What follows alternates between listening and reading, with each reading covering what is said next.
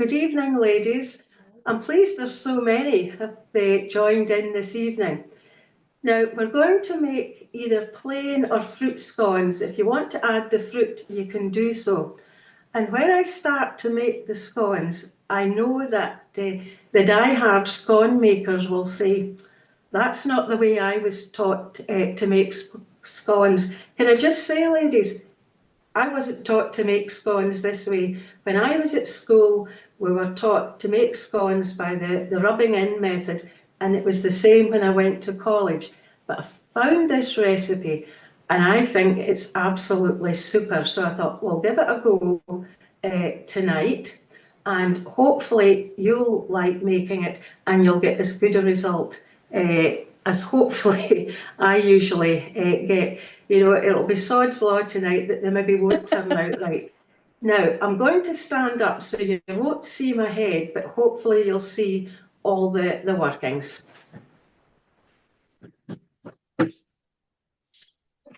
Right. What I'm going to do, first of all, I'm going to measure out my flour, and I'm going to measure it into a separate bowl, and it's 450 grams of self-raising flour. So I'll just pop that in here. Now I've got electric scales. I want to make sure I've got sufficient flour in there. Don't want to put too much in, but just a wee bit too much there. Right, that's it. Then I'm going to add 2 teaspoons of baking powder. Now, the recipe actually says, I think, 10 grams, but I know for a fact that 2 teaspoons is 10 grams. So there we are. I'll put that in there, put the lid on this.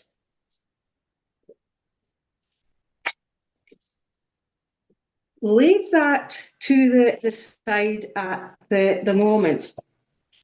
Then into my big bowl, and this is the bowl that you're going to work with, I'm going to put the margarine in, and it's about 50 grams of margarine. Right, I've got to set the scales back at nothing.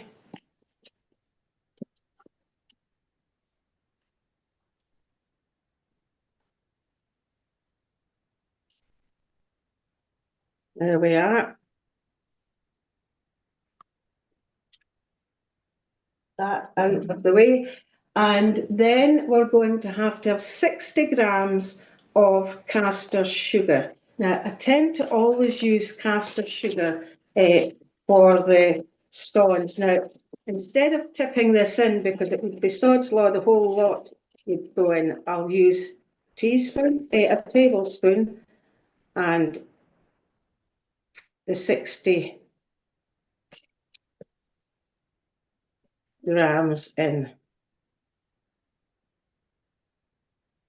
There we are. That's it. Out of the way. Now, often when I'm doing this just on my own, I would use a food mixer, but it makes an awful noise. So I'm going to use a wooden spoon, and just going to cream this in till it's nice and fluffy. Now, this recipe I got out of a cookery book, which was made up by the pupils and staff at one of the local schools. And I've always found it a great success. Now, the one thing with doing it by the creaming method, I've had people saying, oh, you'll end up with an awful cakey type scone. But I'll let you be the judge of that. I don't think it's cakey. I think it makes a nice scone, but we'll see. Now, I don't profess, ladies, to make the best scones out, but I do enjoy making oven scones, and The one sort of scone that I can't do, and I'm going to have to practice it, are pancakes or drop scones. Now, I'm going to add an egg, and it's just habit. I always break my egg into a cup. I think that comes from having free-range eggs running about on the farm. It's very rarely now that you would get a bad egg. All right, tip that in there, and you're going to beat it in, give it a good mixing. Now, if you want, I would suggest you'll need to do this. Just get the extra margarine off the wooden spoon. There we are. And keep beating, and it will become smoother. So, obviously, if you're going to use a food mixer, it's a lot quicker. Now, don't worry if it looks a bit like a curdled mess. It'll be fine. I can guarantee you that. Right. Good final beating there. Now, that's what it's going to look like. So we got a lump there. Right, just give it one more going. So it's looking like this. You see that, ladies? And then you're going to add your milk, 250 mils, I think it says, of milk. Now, I measured my milk out earlier because I do prefer to have it as near room temperature as I can. Sometimes when I make scones, it's a last minute decision and the milk comes straight from the fridge. I'm using semi-skimmed. I sometimes use the whole milk, and just beat that in. Now, it will end up looking a wee bit curdled and very, very runny, but don't worry. Now, at this point, I'm going to change over and use a spatula. And when I was first taught to make scones, we'd mix the flour in with a knife. But if you scrape the knife along the base of a bowl like this, it's like scratching your nails along a blackboard. Now, I'm going to sieve the flour in. Quite often, you don't need to sieve flour these days, but because I have got a baking powder, just to give it a bit of extra rise, I'm going to sieve it in to allow the baking powder to get mixed through the flour. So, out of the way, sieve through there to get all the wee lumps out. And it's amazing what you might find, these sort of husks of grain. No, this one's fine. There we are.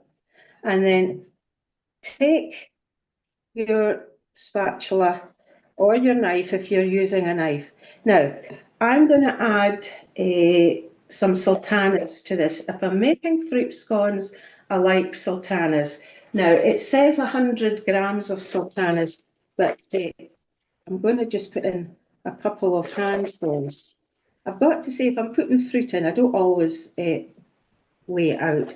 And I find that what we prefer in this house, cherry scones. So you can chop up cherries and add cherries to your mixture.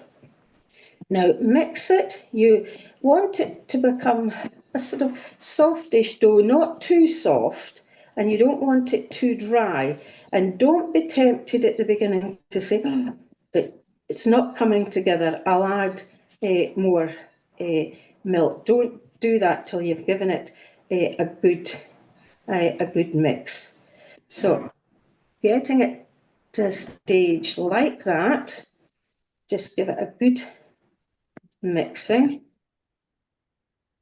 I think we've got all the flour. There's no wee pockets of flour there, so that will do. Oh, got an escapee of a sultana. Pop it back in. Right, and then we want to roll it out or pat it out. Now I'm just going to pat this onto the work surface. You want to flour your work surface. You've got a flour dredger, all the best, but use that. And then my baking sheet. You don't need to grease your baking sheet for scones. All you do is get your flour and just pop it over. Don't need to use too much. Pop it over your baking sheet. And then get your dough and out onto the floured surface.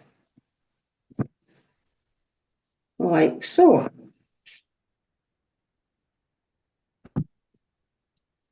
Right, you don't want to waste any. That on there. That out of the way. Flour your hands. Now, we were taught to treat it lightly, but you need to get some of these cracks out of it. And if you just touch it, it's not going to get the cracks out. And I like to pull, you're not making bread, mind, so you don't want to knead it as you would knead bread. Bring the joins up to the middle at the top. And then what I do is once I've kneaded it a wee bit, I turn it over to put the joins on the bottom. Right, so you'll end up with a piece of dough like that. Okay, now at this point you can either use your rolling pin or use your hand. And I'm just going to use the palm of my hand to flatten it out. Make sure it's able to move about. Flatten it out. Now, better follow the recipe, seeing you've got one here. About 2 centimetres thick. So that should do it. That's fine. Right, we're going to cut it out. Fluted or non-fluted? That is the question. If I'm going judging, to be honest, I tend to go for the plain cutter. And I always make my scones with the plain cutter. But if I was judging and there was absolutely delicious scones there, cut out with a fluted cutter, I would not mark them down. You know, I've got a good friend who's an excellent baker and doesn't have a plain cutter. So all of her stuff is cut out with a fluted cutter. So flour this.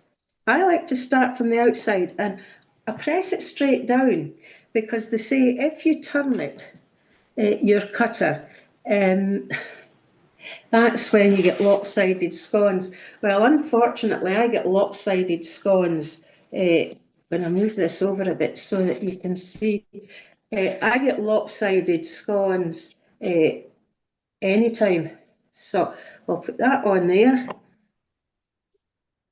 And you'll get, depending on how thick and how big you want to make them, this cutter is about 2 inches across. And if you want to make bigger ones, by all means do so. I would suggest if you're judging, I should say, if you're showing, make them about this size. You don't really want garden centre size scones when you come to show, because if they've been sitting out for several days, you're not going to eat them, so it's a waste of money. And you know, I just feel in this day and age we've got to be quite prudent with how we're spending things. So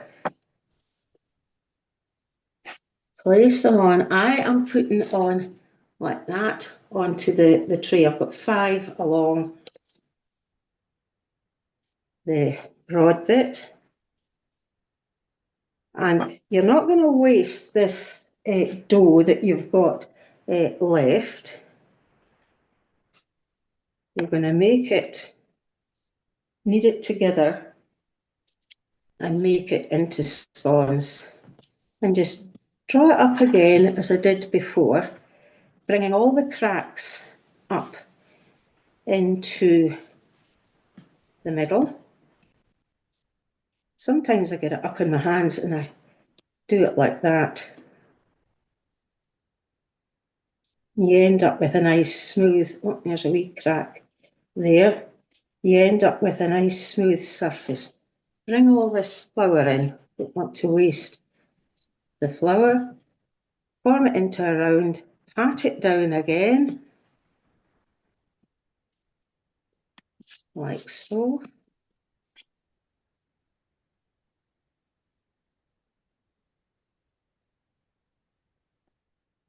Cut it out.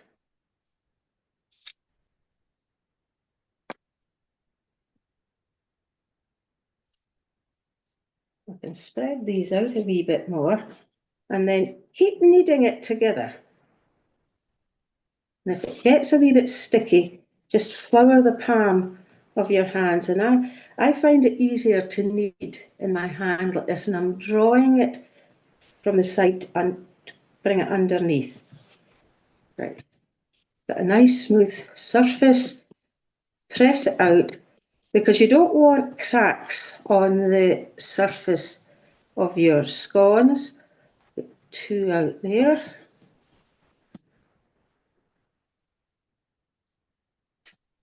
And then I think we might get another 2. And I know these ones are going to be lopsided, just by the way they are. Right.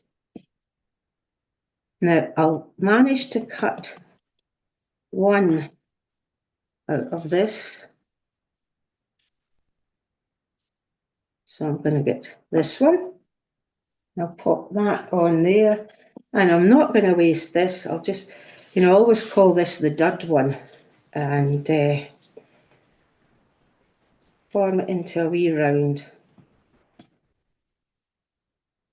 And we'll set it on there. Now, what I should have said, ladies, I've got my oven set to 220 degrees Celsius, and I put it on before I started because this isn't a fan oven, and I'm going to pop these in here for about 8 minutes. I mean into the oven.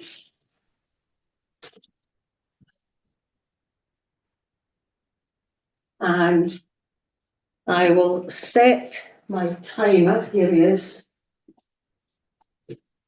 Now, I hope his moo hasn't gone because I've taken him out before and his moo hasn't worked. Right, I'm going to get tidied up here, ready for them to come out the oven. They might take 8 minutes. They might take 8 minutes. They might take 10 minutes. They might take 12 minutes.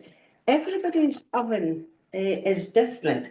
And, everybody tends to know their own oven. So we'll tidy up here, getting ready for them coming out.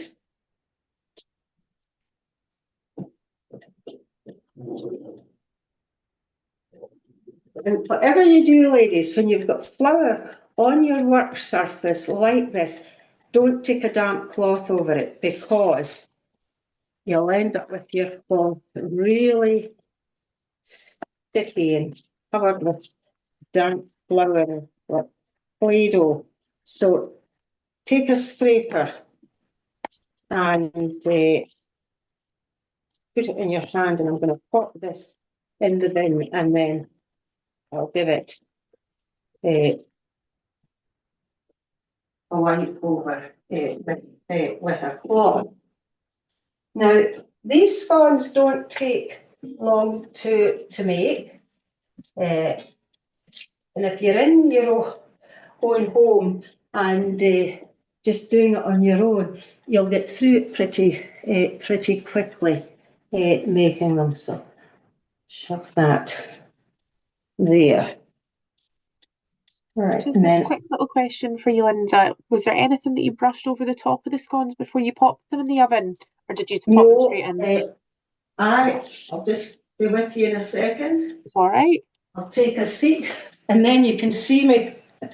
Um, I don't glaze my scones.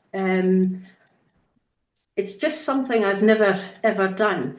But if you're in the habit of glazing them and that's what you prefer to do, by all means do it. You need to keep an eye on them because if you've got an egg wash on them, they sometimes can get brown that wee bit quicker. So just be careful if you're doing that. But the only scones that I may be tempted to glaze are cheese scones, but I never ever glaze just my oven scones. But that's personal taste. It's just a personal choice that I don't do that. And the type of flour that I use, because quite often people say, "Oh, what flour do you use?" Not that I've got shares in Tesco, I don't, but I use Tesco's cheapest flour, and I find it works just as well as any other flour. But some people, they quite like to use either Biro or Home Pride. So again, if that's what you like to use, go ahead and use it. If you have no self-raising flour in the house, but you have plain flour, you can make them with just putting baking powder in them. Now, I have never done it like that. I used to make scones with plain flour and bicarbonate of soda and cream of tartar.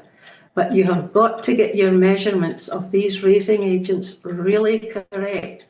And you always use double the amount of cream of tartar to bicarbonate of soda, because if you don't, you'll get a right soda-y taste to your scones.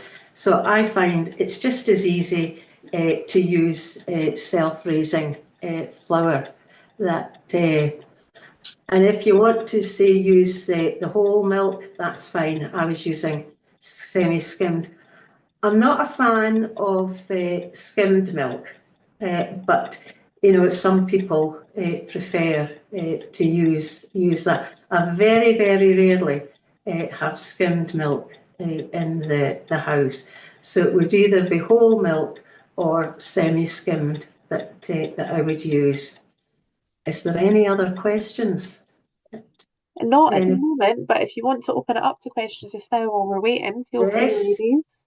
Yep, that would be fine. So you can pop them in the chat, you can unmute your microphone, whatever you find easier. If you've got any If questions for Linda, if you want to read them out to me, I will do. Don't worry. That they're in the the previous chat one, the one about the in glazing case. before, that was one that came in on the chat there. So I'll get those fielded for you there. Don't worry. But anything that anyone's got any questions about. But just to sort of fill time in the meantime, then, is there anything different you would do if you were making a cheese scone, if you were doing a savoury one?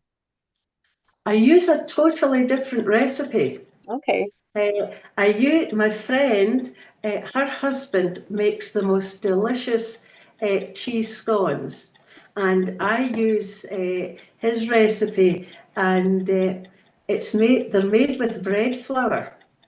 And Interesting. the recipe is very similar to James Martin's recipe, and it's bread flour and baking powder. And you might think, well, bread flour will make really heavy scones. If you Google the James Martin recipe and get his cheese scone recipe, it's absolutely super. It is really good.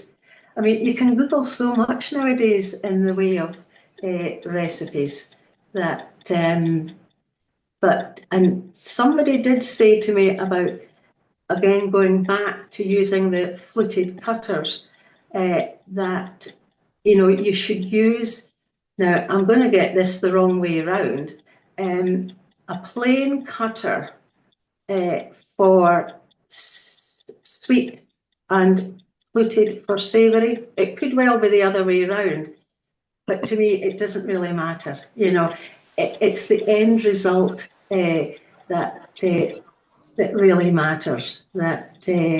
So, you know, this cutter business.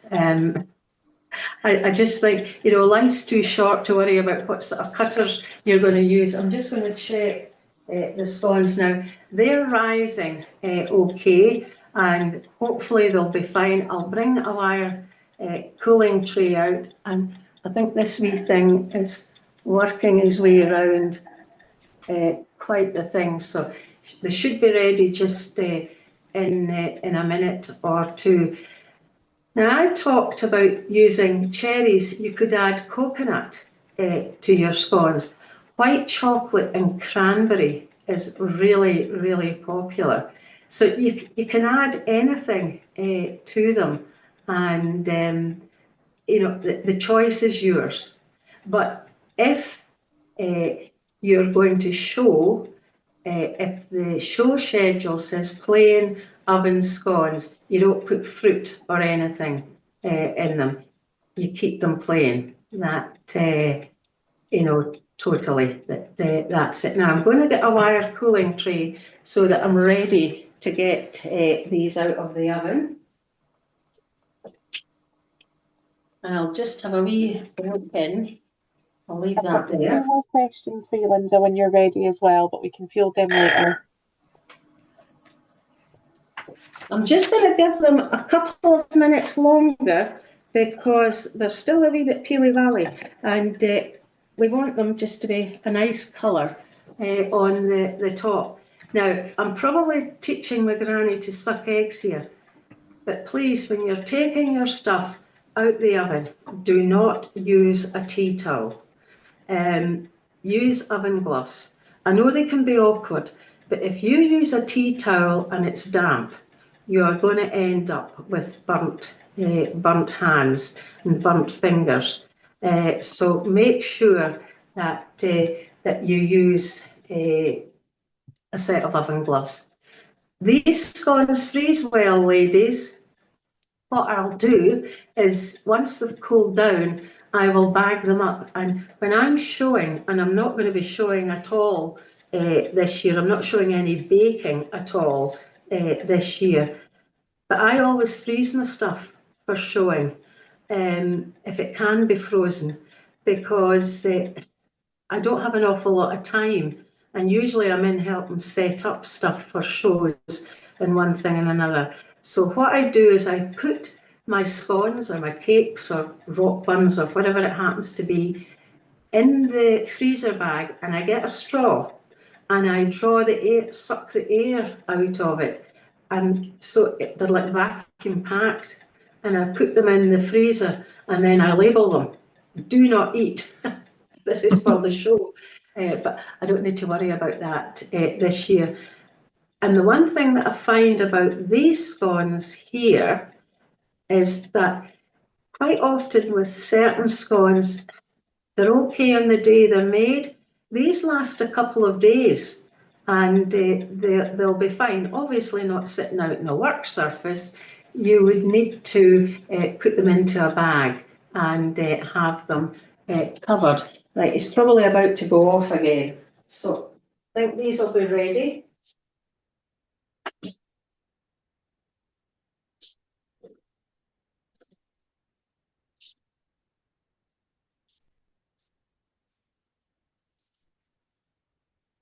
All right, there we are, ladies. Oven off. The ones at the front here, these were the two end ones. That's the one that's really keeled over a bit. And I'm standing here looking at them and I think, would I get three to put on a plate for a show? I might just manage it. That looks not too bad. That one. And that's a bit cracked on the top, but possibly That's a bit tall. I think maybe we'd go for that one there. But you know, it is really quite difficult out of a batch of about 15 or 16 scones to try and get 3 that are all alike can be quite difficult. And you can see the difference in colour between that one and that one. The ones at the front are certainly a wee bit browner, but they're not too bad. And they're not, you would think they'd be all cracked in the bottom because I've taken the cracks to the bottom, but they're not bad at all.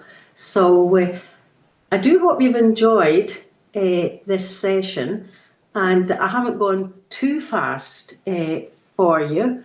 But if anybody has any more questions they would like to ask, please ask away.